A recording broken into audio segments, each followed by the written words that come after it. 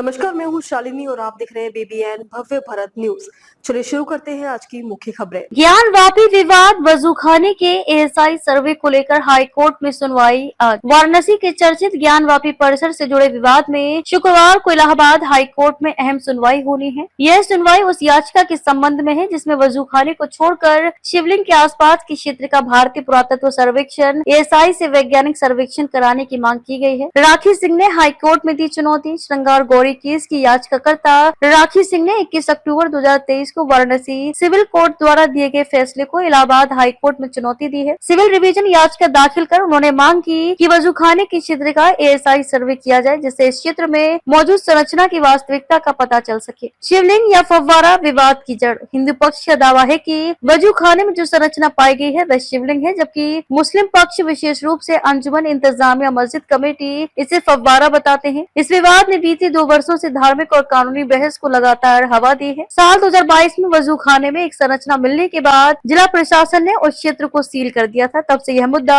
Supreme court और high court में विचाराधीन है। हाई कोर्ट ने रखा 4 जुलाई की अगली तारीख। इलाहाबाद हाई कोर्ट में जस्टिस रोहित रंजन अग्रवाल की सिंगल बेंच ने गुरुवार को मामले की सुनवाई की। हालांकि चूंकि उपासना स्थल कानून एक्ट 1991 की वैधता को लेकर सुप्रीम कोर्ट में सुनवाई लंबित है, हाई कोर्ट ने भी सुनवाई को आगे बढ़ाते हुए अगली तारीख 4 जुलाई 2025 तय की है। हिंदू पक्ष के वकील सौरभ तिवारी ने कोर्ट को बताया कि सुप्रीम कोर्ट में संबंधित मुद्दे पर सुनवाई टल गई है, इसलिए हाई कोर्ट को भी इस पर अंतिम निर्णय देने से पूर्व सतर्कता बरतनी चाहिए। वक्फ बोर्ड को नोटिस जारी। कोर्ट ने इस याचिका पर सुन्नी सेंट्रल वक्फ बोर्ड और अंजुमन इंतजामिया मस्जिद कमेटी को नोटिस जारी कर जवाब दाखिल करने का निर्देश दिया है। वादी राखी सिंह की ओर से कहा गया है कि शिवलिंग को छोड़कर वजूखाने की जांच से ये स्पष्ट हो सकता है कि उस स्थान पर पहले क्या था और मौजूदा संरचना की प्रकृति क्या है। कानूनी जटिलता। उपासना स्थल कानून इस मामले से जुड़ा एक अहम पहलू 1991 का प्लेसेस ऑफ वर्शिप एक्ट, जो ये कहता है कि 15 अगस्त 1947 को जो धार्मिक स्वरूप किसी स्थल का था उसे वैसे ही बरकरार रखा जाएगा। इसके अपवाद के तौर पर राम जन्मभूमि बाबरी मस्जिद मामला शामिल है। इस कानून की वैधता को लेकर सुप्रीम कोर्ट में एक याचिका दायर है जिस पर अभी तक अंतिम सुनवाई नहीं हो पाई है। चूंकि यह कानून ज्ञानवापी मामले पर भी असर डाल सकता है, इसलिए हाई कोर्ट फिलहाल सतर्क रुख अपनाए हुए है। 2 साल से सील है वजूखाना। साल 2022 में वजूखाने से जुड़ी एक रिपोर्ट में कथित शिवलिंग मिलने का दावा किया गया था, जिसके बाद अदालत के आदेश से वजूखाना सील कर दिया गया। तब से इस स्थान पर किसी प्रकार की वजू अथवा सफाई की अनुमति नहीं है। यह मामला धार्मिक भावनाओं से जुड़ा होने के कारण अत्यधिक संवेदनशील माना जा रहा है। क्या कहता है मुस्लिम पक्ष?